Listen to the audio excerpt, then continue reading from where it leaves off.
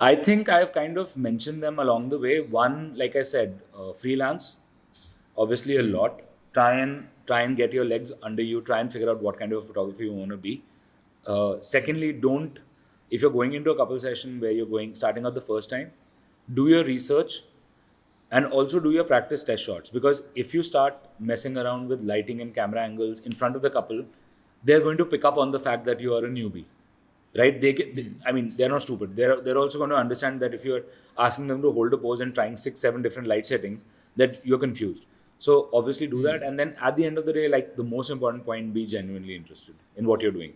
If you're passionate about the work you do, you're going to they're going to see it, and that's what's going to come back to you 10x more than any other advertising or branding thing. If clients see that you're interested, you will like, for example, we get weddings. I have done weddings in 2016. Their younger brother or their siblings or their cousins are getting married now, and we don't even have to show our work or anything. We just get dates, we send out a quote, and the next thing is the booking advance coming in. That's it. That's how simple it becomes once you've established your credentials in the industry, I think.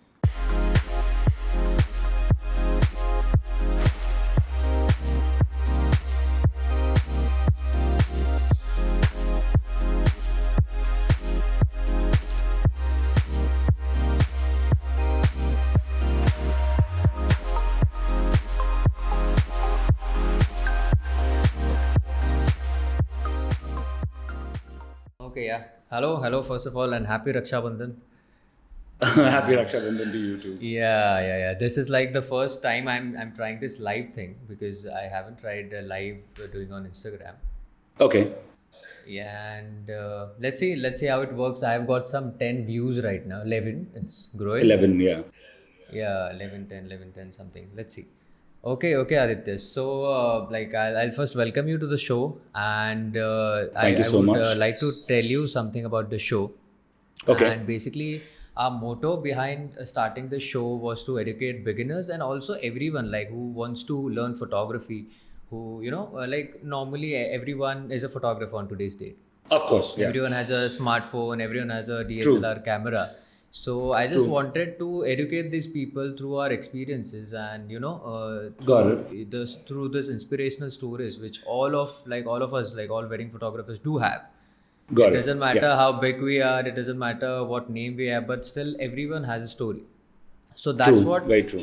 we are trying to take out from everyone, and we are trying to share it with everyone.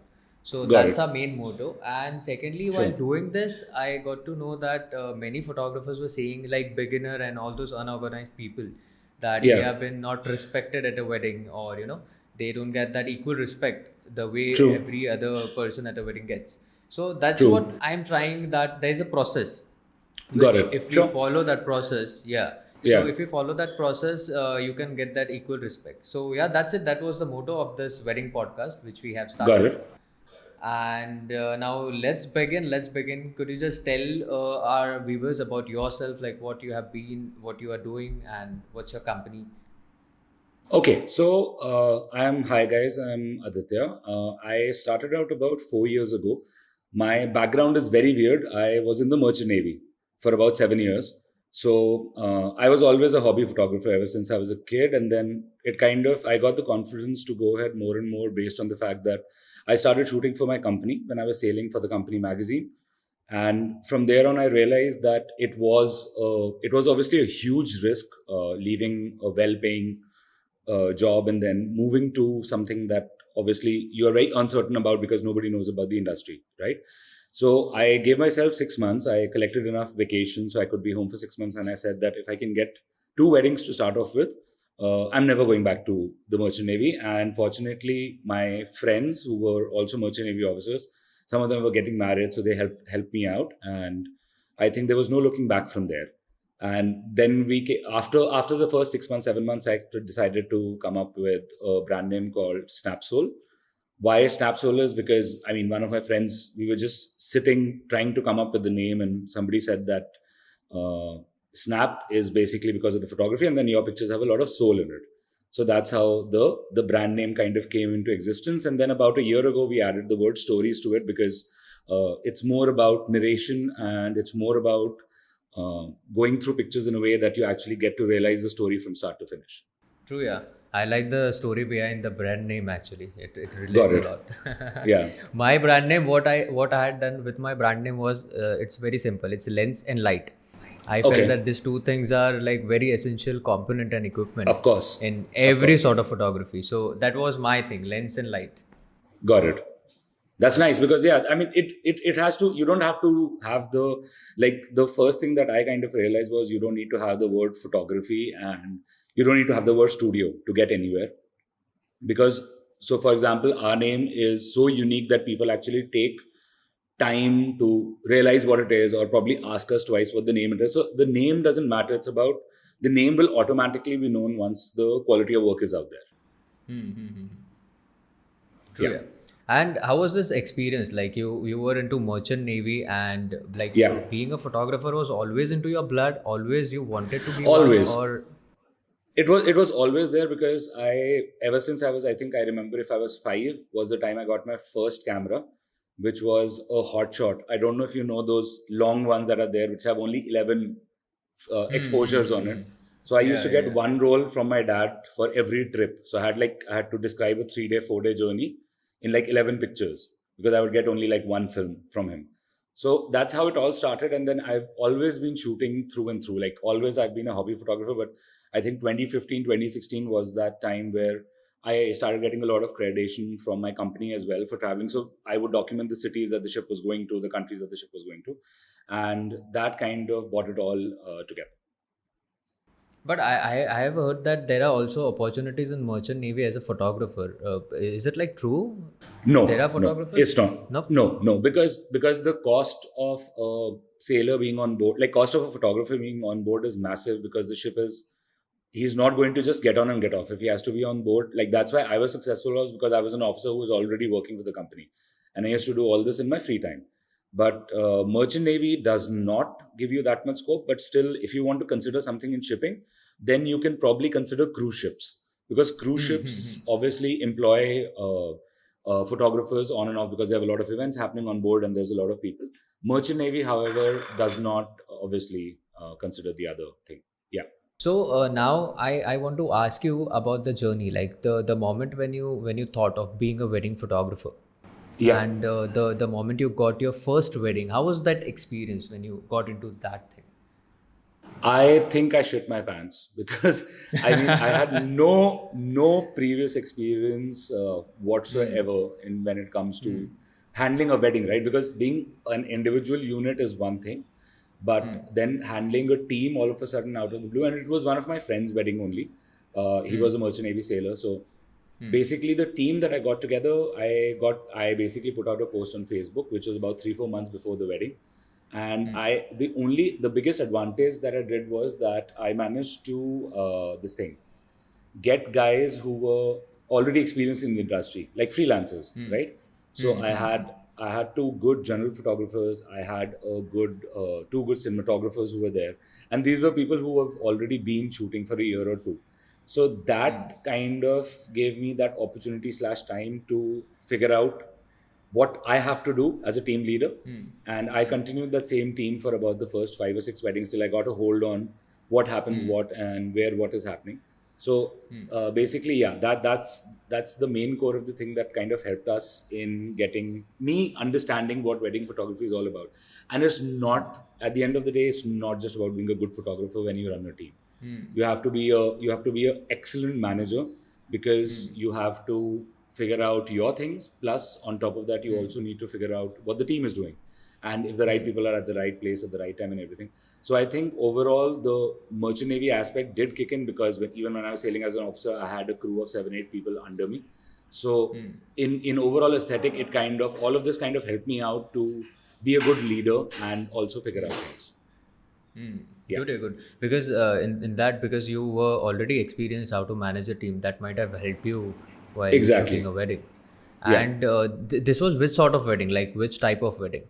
So this was a Telugu wedding. This was in Hyderabad, And luckily, I had the foresight because I was going into a wedding. Because I've obviously everybody's seen North Indian weddings, right? But a Telugu wedding is obviously slightly more complex. The rituals are there that you don't understand immediately if you're from North India. So the biggest advantage was that the brother's sister had gotten married a year ago. So I actually took her out for coffee a week before the wedding. I was already in Hyderabad. I spent 2 days with the family trying to understand what is happening where, and yeah. So basically, I kind of decided that yes, this is what the flow of the events is going to be, which kind of helped me out in figuring out what is what, ideally. Yeah, Because I have seen that most of the times when we opt for a new wedding, I feel yeah, that rituals are the important component on which we need to write it down like properly what rituals are going to happen in the exactly. coming event, Yes, because that's more difficult. And yeah, now I'll directly take you, because as you said that this was your first wedding, you didn't had any experience before that. So yeah. how for like you learned photography on your own by practicing it, or you did any courses or something like that? So, whatever work you see online, I have zero, absolutely zero training in photography whatsoever. My main learning secrets are basically I pick up very well. I always I'm an engineer by profession, right? So I always back engineer a picture to kind of figure out how they got there. So, for example, if it's a low exposure shot or if it's a high speed sync shot, I kind of figure these are things out on the way. I spent a lot of. Basically, the catch was that this wedding that I booked was about 6 months out. So I obviously spend a lot of time kind of figuring out how I want to approach it. And Google is the best learning experience. When I say Google, I of course mean Instagram, YouTube, every social media outlet is the best learning experience that is out there.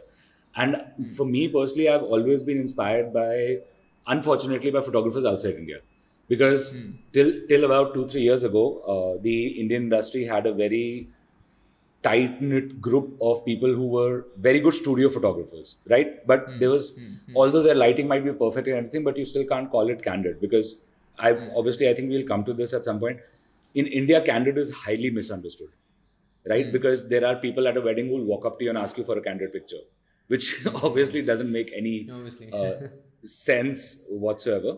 And that's why I feel it's super duper important for people to also, like, any youngsters who are getting into the industry. I think it's very important for you guys to understand what the difference is, and I think most importantly, kind of generating your own style. So how I generated my own style was that when I booked this first wedding, I was 6 months out, and I went through at least 40 weddings, like whatever I can find online about Telugu weddings. I Googled it, I went on YouTube, I saw a lot of studio guys who do BTSs and stuff like that. I saw a lot of teasers and stuff like that. So when we came at the end of the wedding, that was probably the first and the last wedding that I would have shot 10,000 pictures at, like in a span of 3 days. Yeah, so my count was about 10, like my count alone was about 10,000 images, because obviously there was a lot of hit and miss and stuff like that and everything. And I did not have off camera flashes and everything, but luckily it was a day wedding.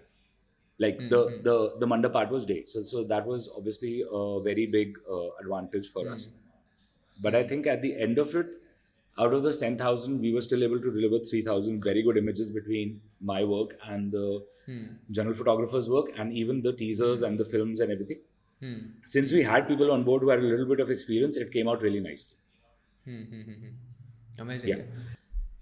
Amazing. And like, what was the process like when you click 10,000 images?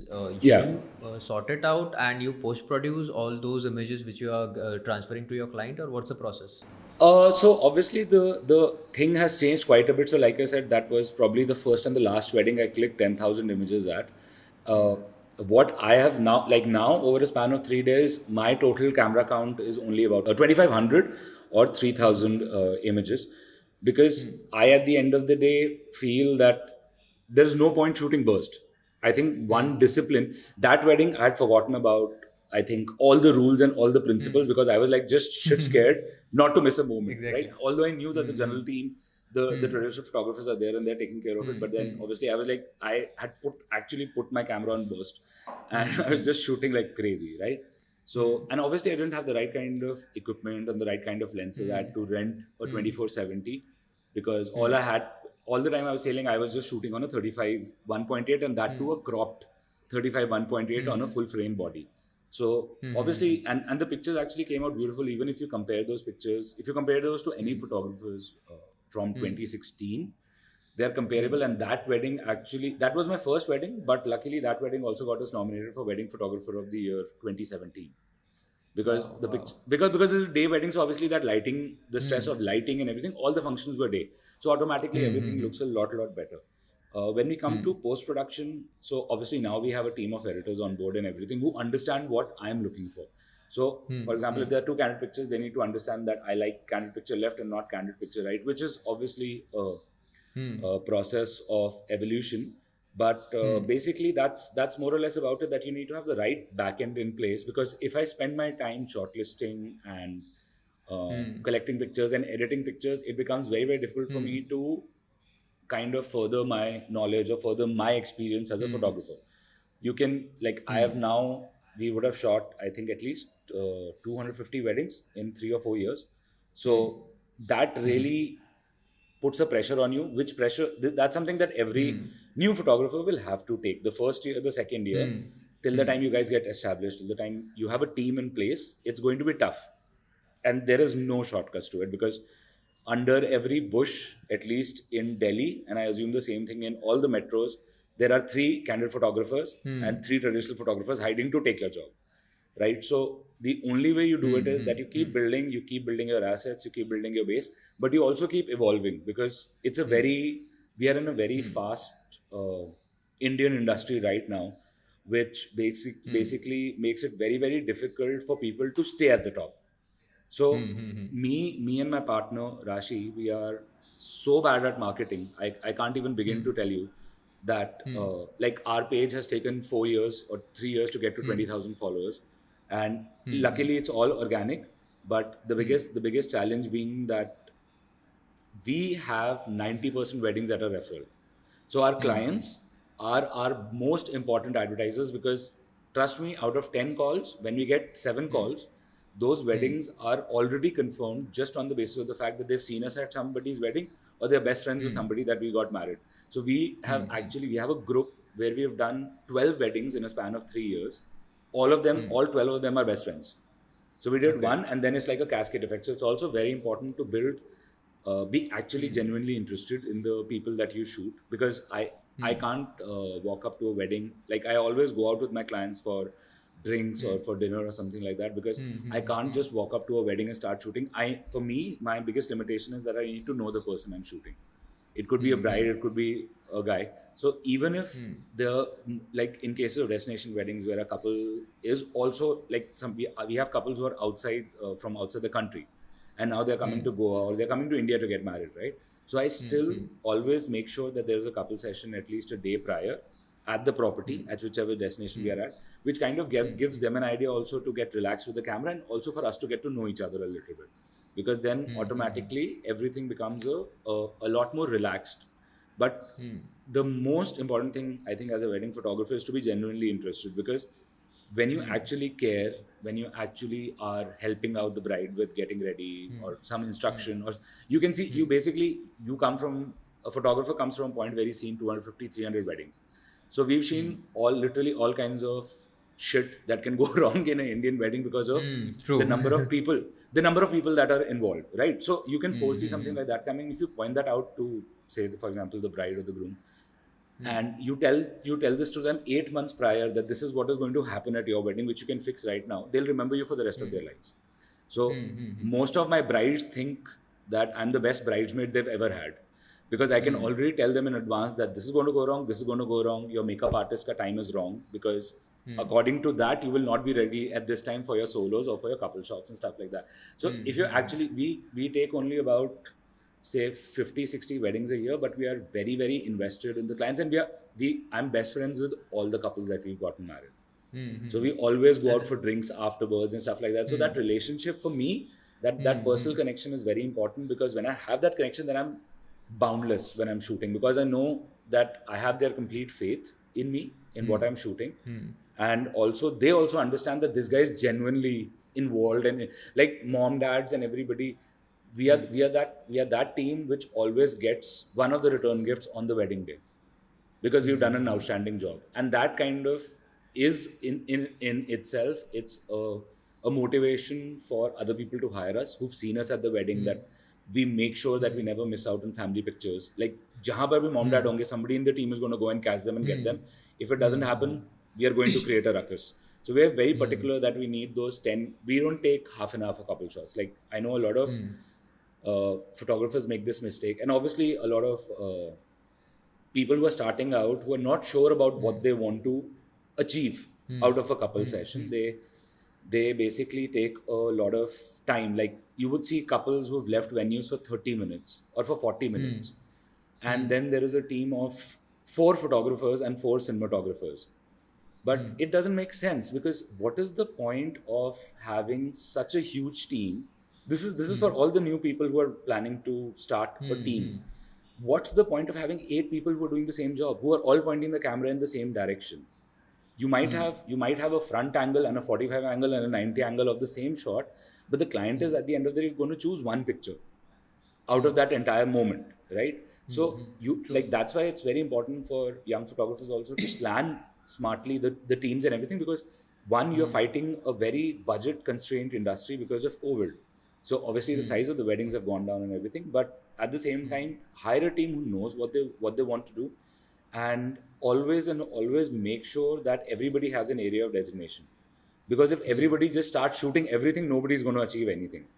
So for example, if a group shot is happening, I am never going to be there. I'm probably going to be hiding in some corner picking up a very weird angle of something happening, or I might be doing family, like mom, dad's couple shots or something like that. Because if there is a guy who's been trusted, like there's a guy in the team who's trusted with decor, there's a guy in the team who's trusted with couple shots. When couple shots are happening, you don't want, the clients are not professional actors or models, right? You don't want them to face 4 video cameras and 4 still cameras. Then you're never going to get that intimacy and that privacy of couple pictures. So even on the wedding day when I'm shooting, until and unless I know that I have a time constraint of say 5 minutes in which I have to finish my couple pictures, I never even call my second photographer for the couple shots. Because if I know if I have 10 minutes, then I'll do it alone always. If I have the time, and if I don't have the time and I know ki 5 minutes mein there's already people calling them back ki wapas aa jaao and everything. So in that case, I always ensure that it's very, very super duper important that you know what you're doing and your team also knows what you're doing, and there's a very important requirement of having a team meeting about what's going to happen. Because you So can't have you like Yeah. did a timetable or a scheduling thing, like he has to do this job and this photographer has to shoot this thing, so you have it written or something like that? Or Yes. it's like you So brief them before the wedding?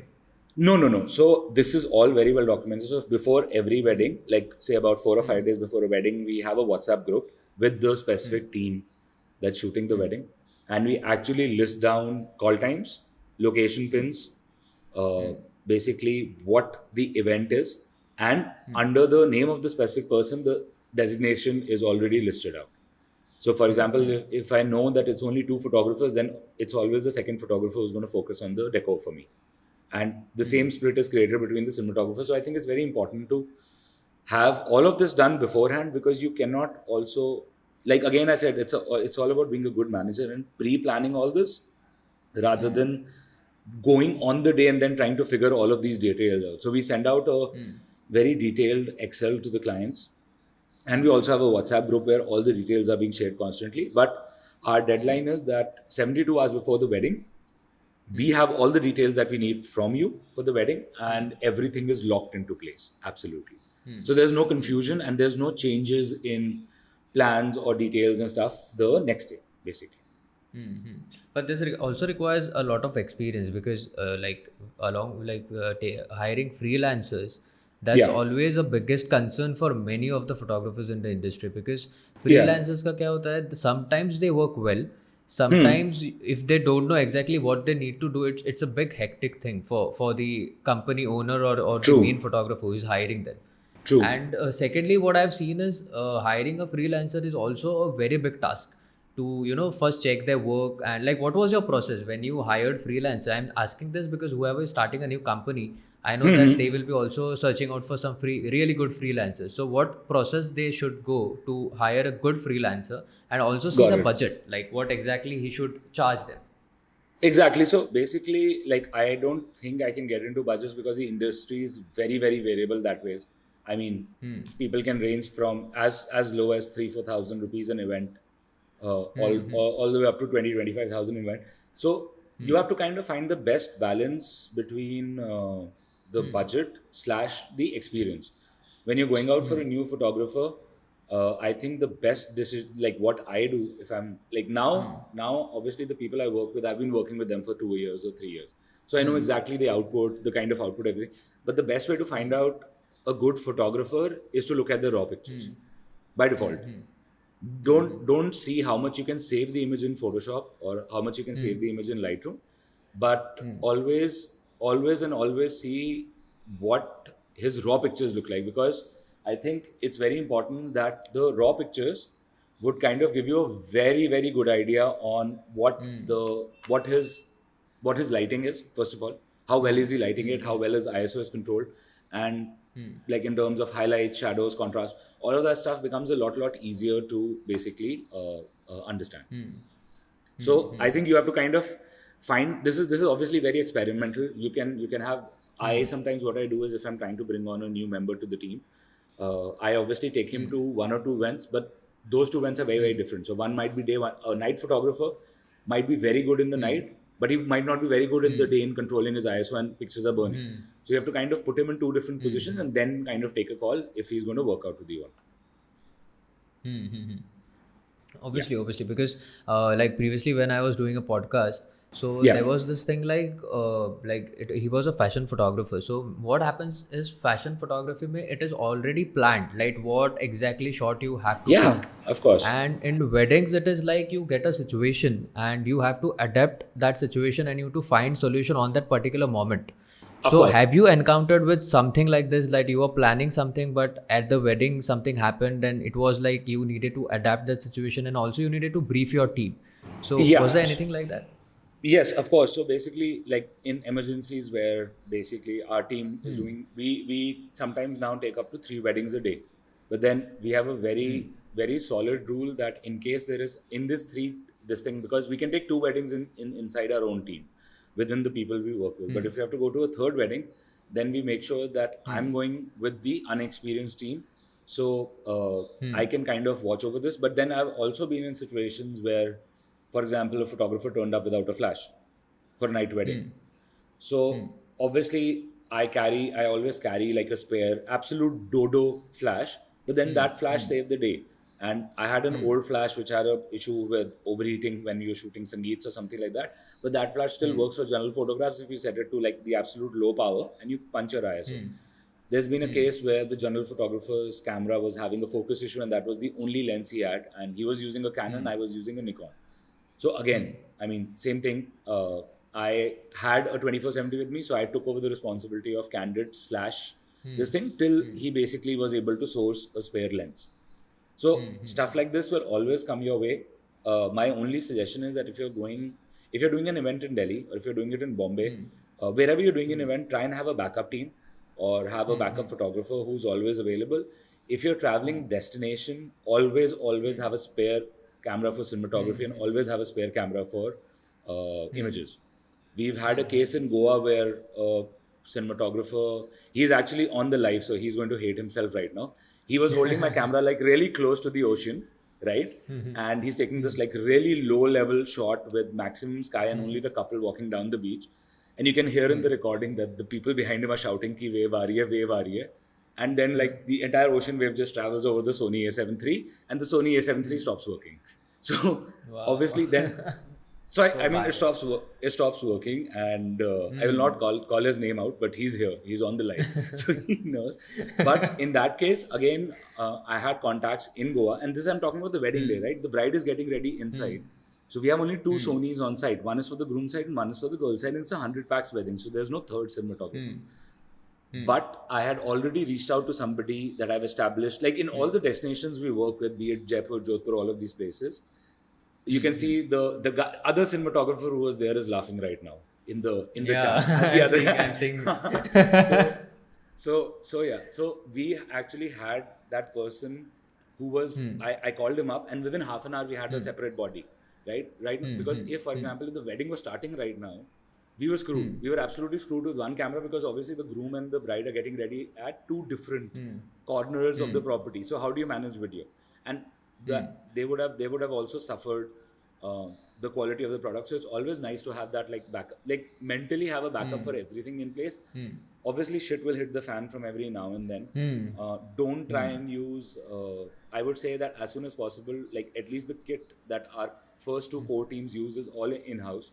All the lights, all the Hmm. flashes, the LED panels, the batteries, everything is in-house, because I've realized that when you rent, it always Hmm. comes with a certain element of risk, because that Hmm. camera could have been dropped, those batteries are already drained and overused. So for example, an embarrassing situation, like right in the middle of the mandap your batteries die for the big LED Hmm. panels, and suddenly the mandap goes dark. So I've obviously Hmm. gone through all of this, and I've figured this out by experience, that it's better to have your own equipment, that when you reach a Hmm. project, your equipment is not your worry, right? It's not Hmm. going to be a limitation for you, because you know that equipment is new and it's going to see you through Hmm. the entire event. So yeah, i Hmm. think i think it's very, very important, always, like, for even for new photographers and for people who are wanting to create teams, keep your Hmm. profits at a minimum, Hmm. get the best guys that you have on board, and always keep the client first. I think Hmm. that's super duper important, to have that essence of Hmm. basically having people on board who are actually of Hmm. the same bandwidth. We've also had a Hmm. lot of people who've been with us and are no longer with us, because of the Hmm. fact that we didn't the basically the frequencies didn't match. Mm-hmm. And Yeah, the things which you were saying earlier, that you need to create a bond with the couple, with yeah, whomever you are shooting. It may be the couple, it yeah. may be the family sometimes. But most of the times, what happens is, I've seen many photographers in Bombay. Like, I've been Okay, shooting here since 6 7 years now. So I've seen okay. that people directly end up on the wedding day. They just Huh. have phone call, like normal discussions. What I believe the process is, what I do is, I visit my couple's home. It may be groom, bride. I visit to their places, and I try Okay, discussing and knowing who the family is, like who are the important people. of That's course. what I try to do. Got And it. because what happens is, directly if you end up like on the wedding, how you'll be knowing like what exactly? Because I have seen brides, some of the brides who like doing some funny things, like funny photographs. Some like Got it. doing Of something course. funny Yeah. faces, True. with True. their friends and all. But there are also some brides, some grooms who love elegant shots. They don't want to do any funny crap. They just want something like, proper poster shoots kind of a thing. So Got that's it. very important to learn, like what exactly your client needs from you. Because if you True. Very find true. that gap, if you feel that gap, then you will be giving exactly what your client is, thinking about your work and everything. Of That's course. So what I feel. basically, And no, that's very true, hmm, because I think hmm, I think what I do is a little different. So I hmm, don't try and understand the families beforehand, because hmm, hmm, for us, in our case, the bookings happen about, like, right now we are confirming bookings for February and March next year. hmm, hmm, So there is hmm, no point, in our case, when the booking is that far out, we never take that step forward of understanding the family beforehand, hmm, because hmm. 8 महीने में मुझे याद नहीं रहेगा. I don't have that good a memory that, and Obviously. I have about 20 weddings in between, right? So what we do is Hmm, that whenever hmm, we land up the first day, or whatever is the hmm, first event, is hmm, basically where we have a team huddle, and we call, hmm, like, the girl's brother and the groom's hmm, sister or the groom's brother, and we actually hmm, stand, and after everybody's entered, have a visual hmm, point out key, this is this person, this is hmm, this person, this is this person. And in that hmm, also, so how we usually operate is that one photographer, other than me, hmm, one photographer, one hmm, cinematographer, we actually create a split. So it's very hmm, important that what we do is that the photographer and the cinematographer who's going to the groom side will do hmm, that team will cover all the groom hmm, functions end to end from day one till day three. hmm, hmm, So they hmm, automatically, the client is also seeing the same face every hmm, day. They also get a level of hmm, comfort, and the people know hmm, exactly which people. Because if you're going to somebody's house for a puja, you immediately understand who's who. hmm, So we hmm, always hmm, do that thing where we kind of create a split, and hmm, those specific teams are designated with that side of the specific family, which kind of hmm, makes the hmm, overall system a lot easier. And if we are hmm, landing up for a wedding where we don't know, then we do the approach that I told you, that we actually reach and kind of figure out who's who, and then we obviously hmm, again designate. So one of the traditional photographers plus cinematographers focused on the guy side, and one is doing that for the girl side, while I go around and fool around and do my own stuff. Yeah, Cool. Yeah.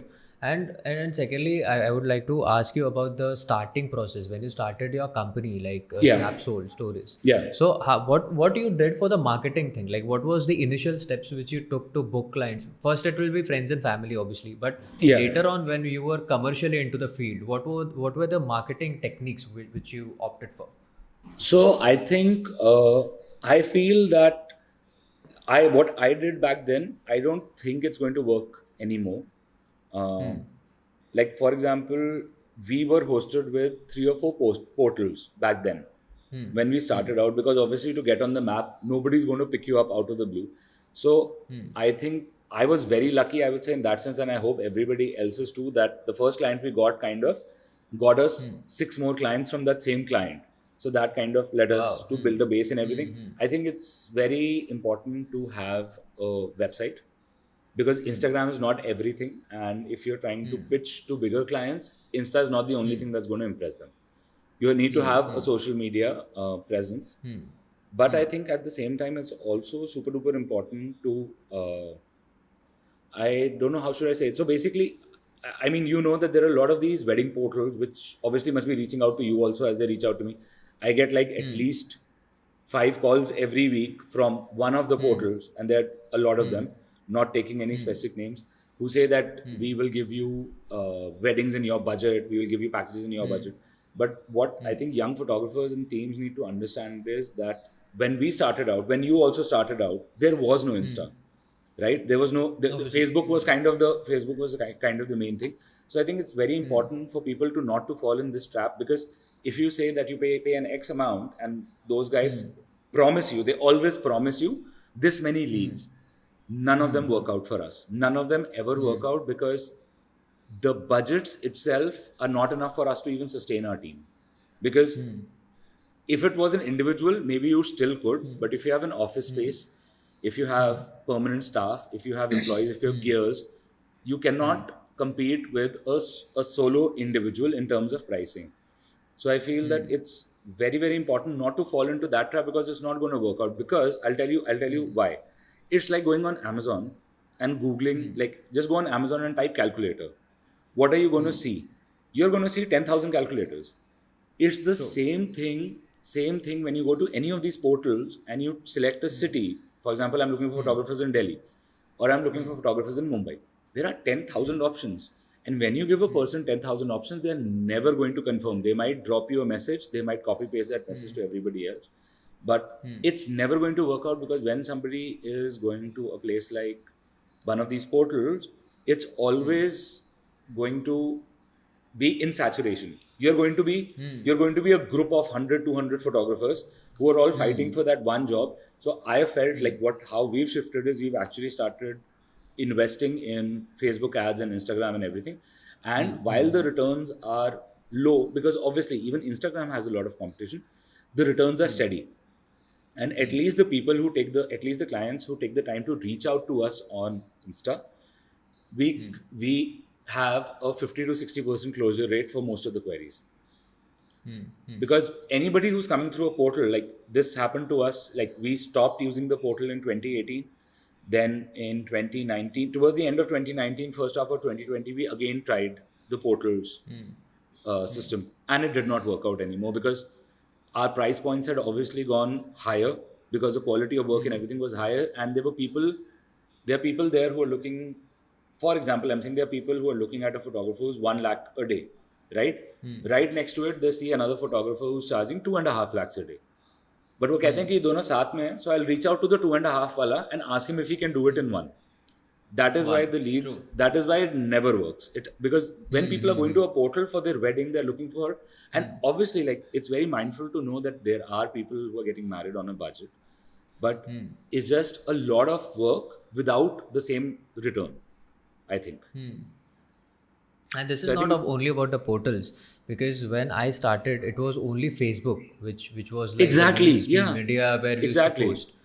Yeah, because Yeah. I only had my Facebook page and I used to run ads at that point of time, like 7, 8 years back now. Wow. So, Okay. but now the problem is that there are many portals, and these portals like bombard with the advertisement with on Ha all beginner ha. Of photographers. course. Of Like course. ye milega, you'll get this thing. But the problem is budget. They They'll cut find down you a your dulhan budget on a also in that very same budget. yeah, everything. They do everything. Because I've seen guys who put like 65,000 a day and they end up by doing that Right shoot here. for 35, 40,000.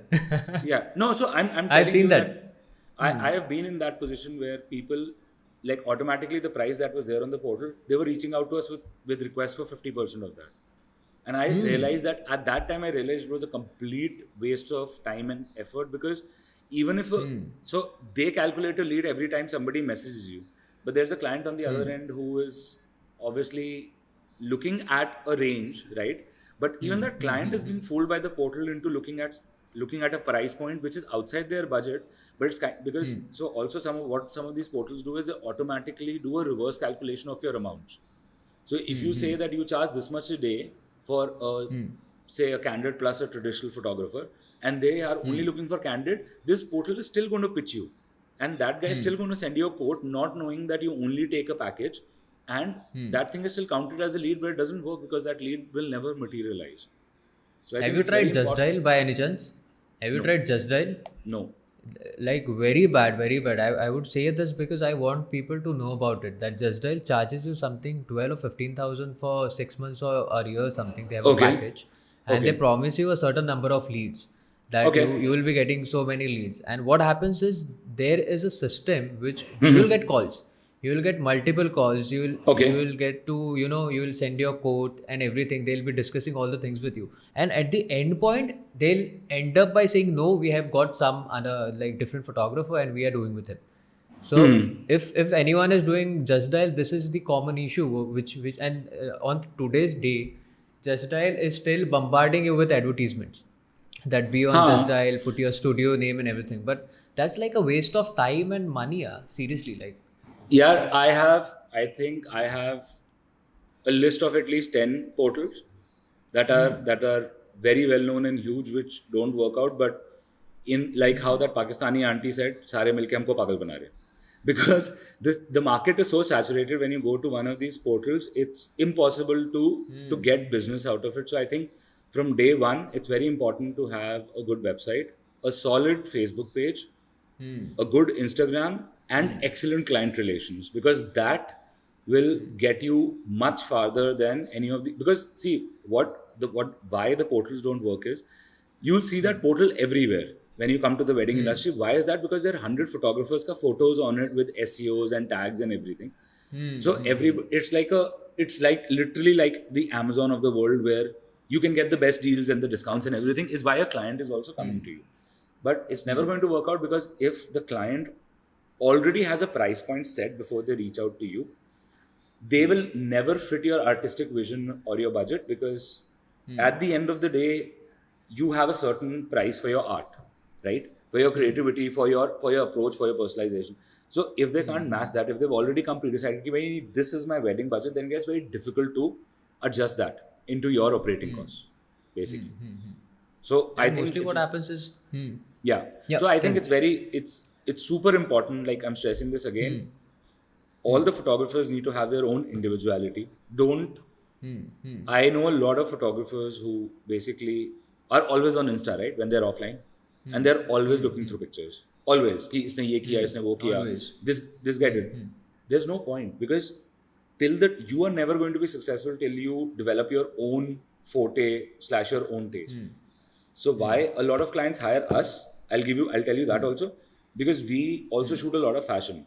So a lot of our clientele is influencers, brides who really love campaign shoots and stuff like that, because they automatically want the images to be a little bit fashion oriented. So everybody has like a slightly different forte that's there, and you should find yours and then stick to it, because that's the only way you survive. Because तुम कब तक किसी का concept try कर करके, like even if somebody clicked a picture, you click that same picture for the client, for your client. So I can already see, I think even like anybody you see in the market, there are always these, like first you see a good shot, and then you see 8 representations of that same shot executed poorly. Why it was executed poorly is because it wasn't your idea.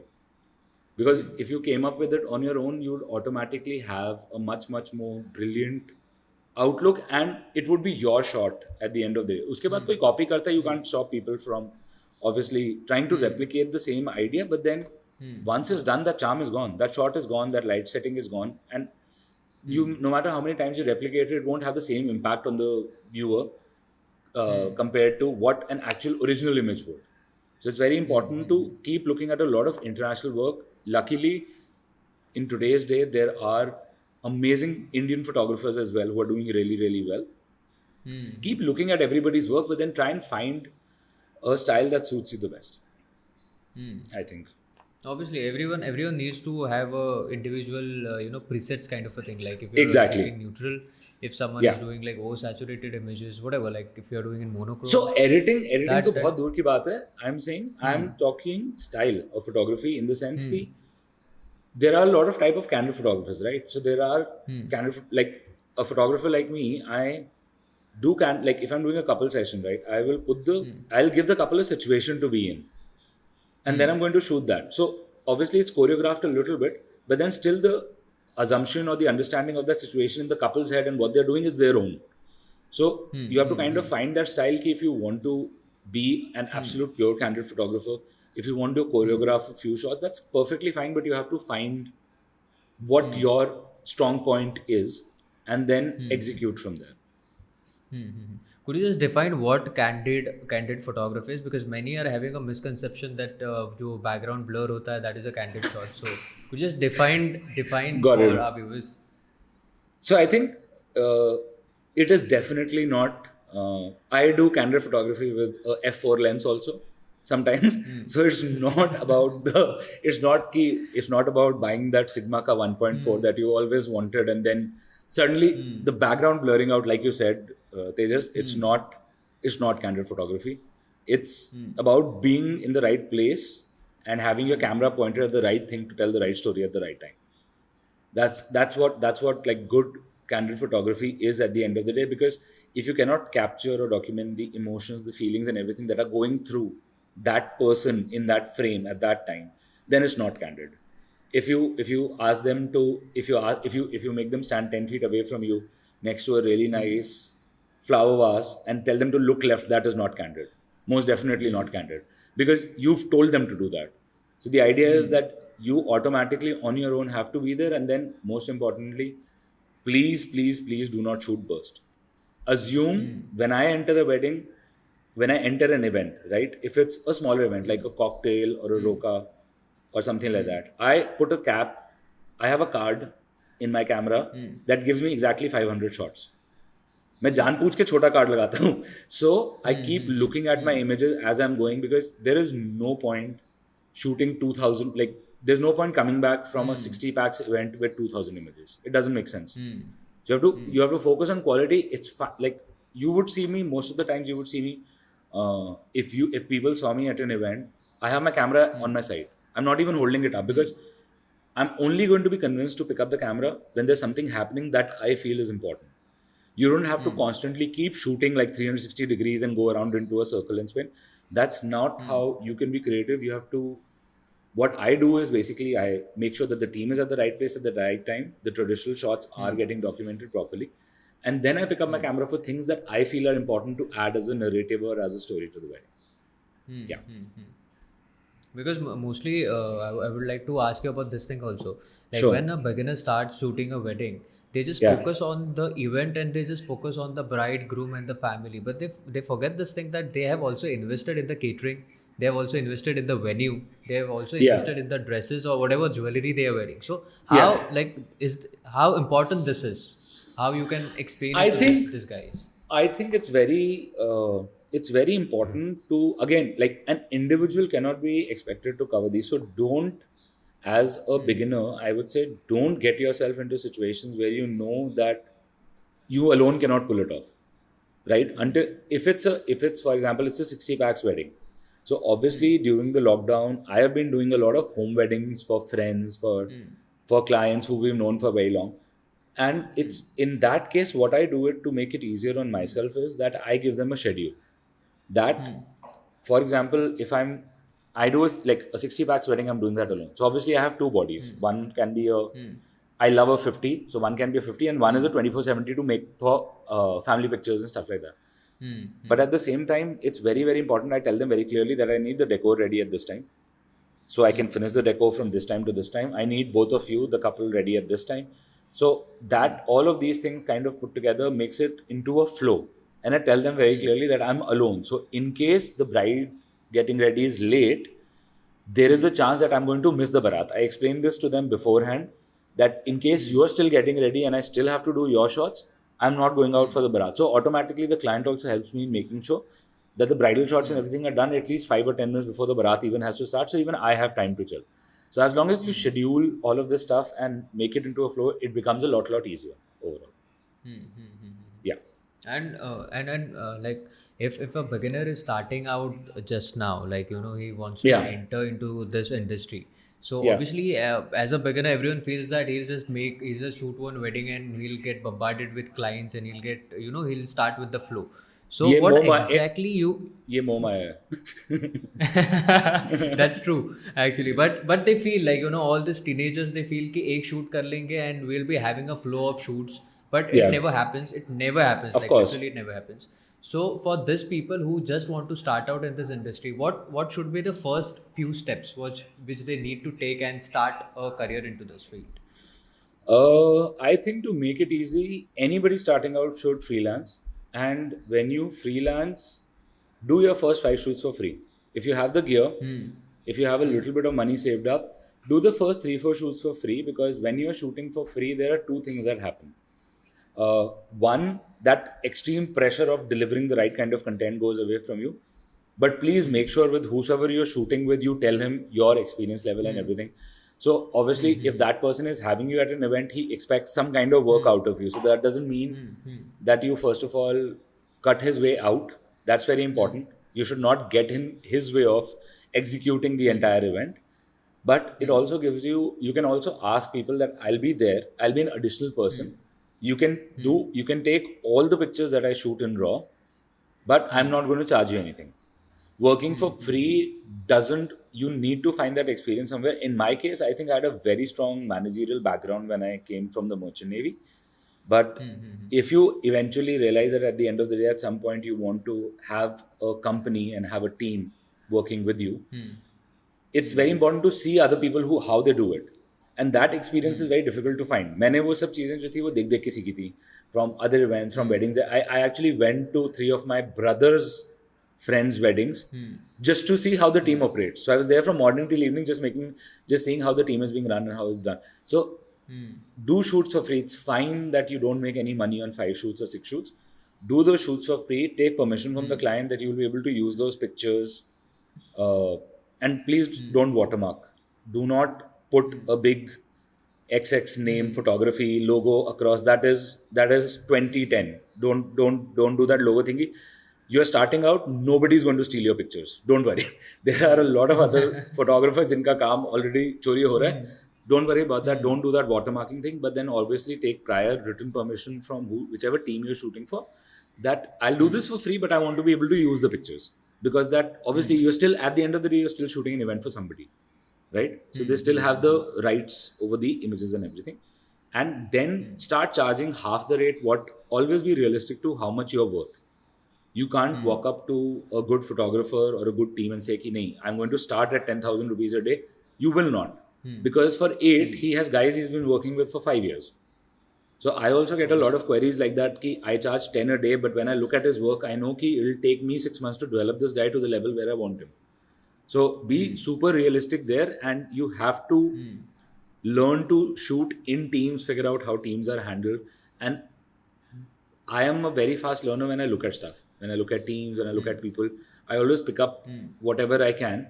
But it's very important for you all to spend that, like when you're starting out, spend 2 years just interning with photographers, with good photographers. I'm saying don't walk into somebody who's been doing photography for 20 years. That style is not going to last more than 5 years. So that means automatically that whatever you learn is going to fade away in 5 years. Go to people who you want to work with and then be genuinely interested to work with them. Because don't do this that you do 3 weddings and you've done 3 destination weddings and then you say ki nahi bhai, my portfolio is ready, now I'm going to be a big ass photographer. It does not work that way. There is already people at the top who've been there at the top. There are new people coming up. You are way down in the line. You have to realize that your time will come, but you have to work hard for it. Nothing comes easy, basically. I've seen many workshops these days. I attended few workshops also. Like there were some workshops like in 99 they teach you everything into about photography. Got it. And I was like when I attended because I wanted to know like what exactly this guy will be teaching me. So I Okay. have seen that no one will be able to be a good photographer by attending such cheap workshops. I would say Of directly about course. it in that way, because Yeah. you are wasting your money and you are wasting your time. Because I feel that rather than doing this, follow some people, DM them, because nowadays it is very easy. Because when we started, it was not that easy. I started working at a studio. I Okay. used to go and meet people who had studios in Bombay, and I used to request them that I can be an intern for free. I have to Acha. not charge ठीक है. anything, Okay. just to learn the process. Got And it. nowadays it's very easy. You have Instagram, you have people all around you, all around the world. You can just Yeah. DM few of them who are nearby you, and you can be an intern. And if you're Yeah. working for free, definitely anyone will allow you to work with them, right? True. So I Yeah, think yeah. I think one very very important thing that, again, I'm very strongly opinionated about the things I believe in. So please don't beat me up, first of all, if you ever see me on the road. Keep you said this, and secondly, like when I believe in something, like I'm very very like one direction that way. Hmm. I have always felt that Indians are by default not good at photography, because how we are mentally influenced, or how we are as people, right? We are very easily influenced by the what the next guy is doing to us. I don't know why this thing is there, that we want to do the same thing that the next guy is doing to us. So Exactly, all the exactly. although I feel that all the workshops and everything, all the courses that are, why I personally did not ever go for a workshop, because it was very, like, people still get shocked, right? Like after the wedding, when they're very happy with the pictures, and I was out with a client for drinks about a month ago, and we shot their wedding in December last year, and they're super happy, the family's super happy, everybody messaged me individually. And then this guy was like, I was sitting with the couple, and then they just asked me, it's like, Aditya, but you must have years of formal training in photography. I was like, I have nothing. I've never been to a course. I've never been to a workshop. I've never even paid for an online workshop. Whatever I've learned, it's on the go. Like when I went into fashion, I looked at all the free YouTube courses that were there on fashion online.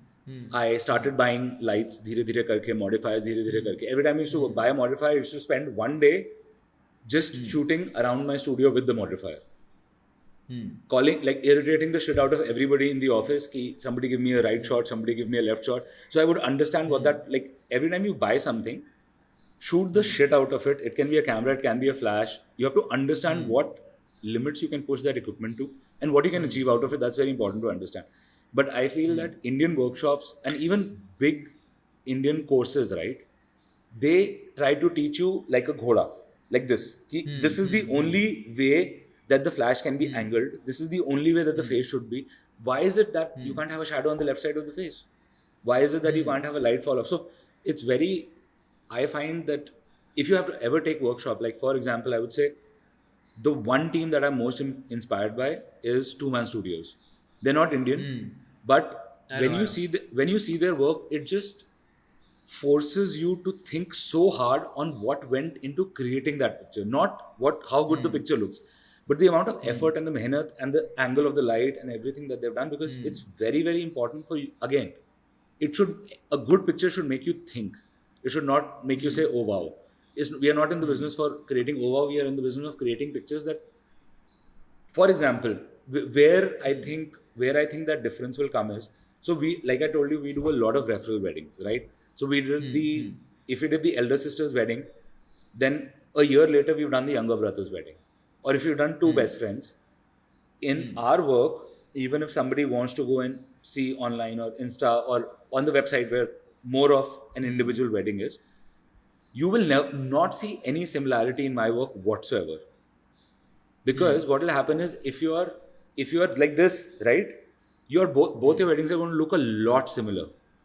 They're going to look. They're going to look like your framing, your distance from the couple, your aperture, your light settings. Everything is going to look like this because that's the idea is that you need to leave your brain open, and you need to trust in yourselves that even if you're breaking the norm, it's going to look nice.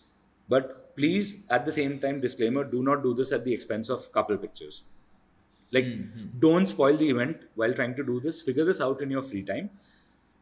When you're going for a couple session, like when I'm going to a property that I don't know, I'll obviously spend 20 minutes on the day prior the event. I'll spend 20 minutes on Google looking at the different pictures. It could be somebody's picture from a phone, but it lands me a perspective that, acha, yahan couple shot ho sakta hai. This is a good backdrop. Yeah, this is because when you walk into a huge property, right? Like if you're going to something like Umaid Bhavan or something like that, you obviously see a lot of structure, but you don't see all of it. What Google helps you with is you get to see what all options are there around because people are posting pictures. The property has its own pictures. So again, do not be influenced by what the person next to you is doing. Try and think out of the box. And if there are workshops happening by, I would say, by international photographers, go for that because your brain is going to open up to a different wavelength altogether. I think that's very, very important because an Indian photographer who's been in the industry for 20 years, he's very good at what he does, but he will not be able to teach you what you need for the next 20 years because the industry, it's a constantly evolving curve, right? So if you're trying to learn at point A, by the time you finish learning what's at A, you're already at B. And by the time you reach B, then you as a photographer, you should never have a lag with the industry. You should actually be leading the industry. You should be trying to be in the top 20% of the photographers where you're beating norms, ideally. Yeah. And secondly, I'm also trying to give out some information to people who are getting married, who are booking a photographer. Okay.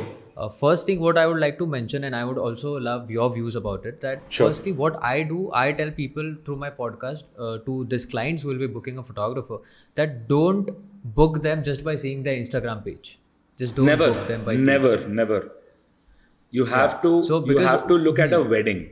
You have to look at Exactly, 200 exactly. pictures because every photographer, even at an Indian wedding, if it's a day wedding, the decor is amazing. Even by hook or crook, you're going to get that one picture that's Insta worthy, but you're not going to get those 10 pictures that are important or the crucial crux of a wedding. That's very correctly said. Because these days what is happening is people like the younger ones who are getting into the industry, because I've been checking on Instagram like anything, means I check for reels, I check for post what people are posting right now. So Got there it. are many guys, many beginner new photographers who work on reels these days, because that's the easiest thing what I feel, because finding out 30 seconds from any wedding, it's so easy because you can Exactly. get any moment, make it a True. slow motion and put it on the reel.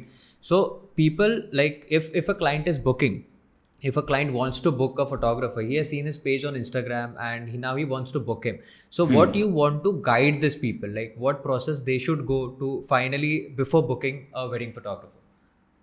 I think one very, very important thing is that every photographer has a strength, right? So I think it's very important for the couple to understand what the strength of the photographer is, or what the strength of the team is.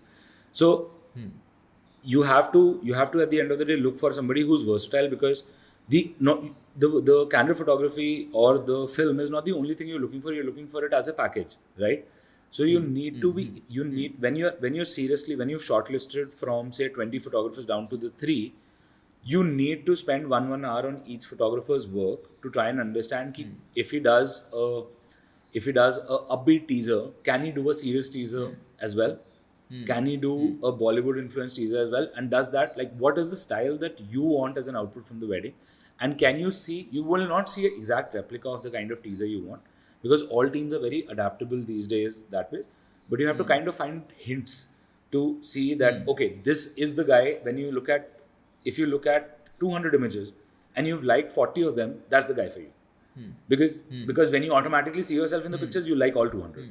So the idea is to kind of find if that style fits you, first of all, fits your budget, and obviously be very, very upfront and have a conversation, have a meeting, have dinner, have drinks before the wedding, to try, like, once you're sure that this is the photographer that you're going for, to kind of let them get to know you.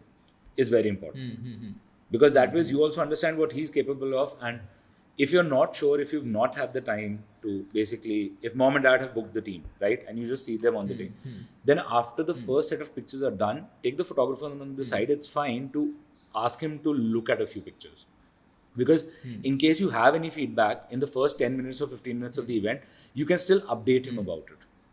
So that like saves you in the events where you're actually meeting the photographer for the first time on the shoot day, ideally. Yeah. Okay. So now we'll proceed for some questions Q&A Okay. sessions. So I have like few questions for you.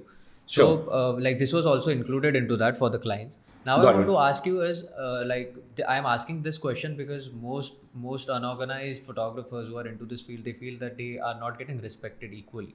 So Okay. is communication and presenting yourself, like your dressing, is it equally important for all this, or what exactly you need to do?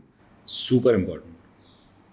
Like I have actually basically sent people home from my team, because in that same WhatsApp group we have a dress code as well. So if it's an home event, it's fine that you're wearing a polo or something like that. But if it's a wedding day, you're not even the light assistants are allowed to show up in jeans and stuff. You have to present the quality of work you do visually as well. So it's very important that, I know a lot of people will say that shooting in a blazer is difficult. I know it's difficult, but then if you want to be treated with respect, you have to look the part. You can't turn up to a 5-star hotel wedding wearing sandals. It's as simple as that. So I think it's very, very important that there is a dress code involved. It could be something as simple as just kurta pajamas for a mehendi.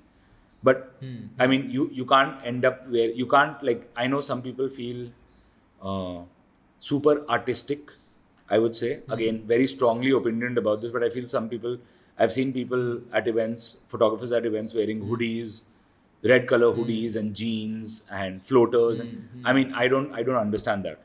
I think it's you are as good as your weakest link, I think, always. So if one of my team members is showing up in jeans at a formal event, I mean, it just goes to those people are going to automatically relate him to my team, and that's like my brand name at the end of the day. So I'm very clear about that, I think. Yeah. Okay. And secondly, I want to ask you any three tips which you want to give to beginner photographers, or whoever wants to start into this field. What will be the three tips which you want to share with them? I think I've kind of mentioned them along the way. One, like I said, freelance, obviously a lot. Try and get your legs under you. Try and figure out what kind of photographer you want to be. Secondly, don't if you're going into a couple session where you're starting out the first time, do your research and also do your practice test shots, because if you start messing around with lighting and camera angles in front of the couple, they're going to pick up on the fact that you are a newbie, right? I mean, they're not stupid. They're also going to understand that if you're asking them to hold a pose and trying 6-7 different light settings, that you're confused. So obviously do that, and then at the end of the day, like, the most important point, be genuinely interested in what you're doing. If you're passionate about the work you do, they're going to see it, and that's what's going to come back to you 10x more than any other advertising or branding thing. If clients see that you're interested, you will, like, for example, we get weddings. I have done weddings in 2016.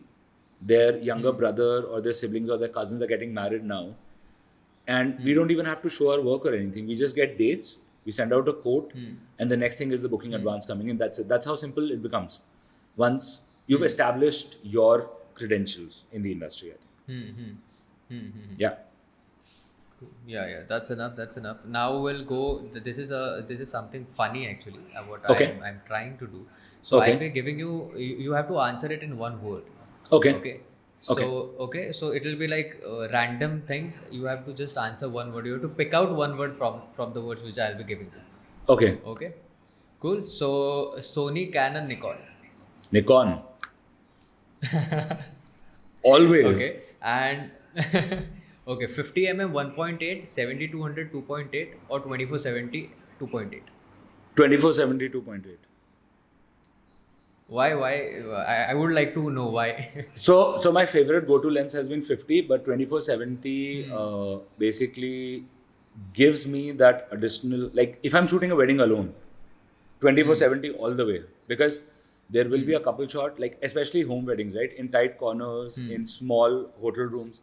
There will always, I have been in situations where I've been like, my head has been stuck to the back of the wall and I'm on my 51.4 and I'm not happy with the frame.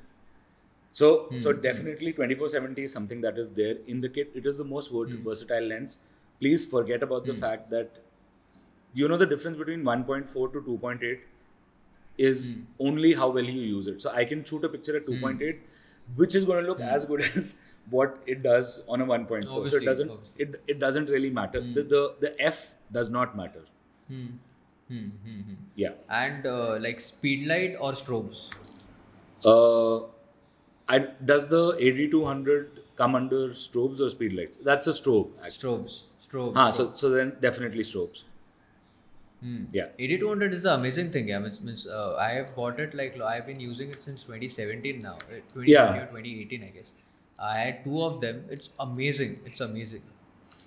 I mean, I should be a Godox brand ambassador because I have the 600 Pros also. I really want to take the Wow. 600. I really want to take the 600 Pros to the wedding, but of course, given the limitation of people and everything, and carrying a 135 ka octa box, it's not going to work out. So, but the Godox line of flashes is very, very reliable.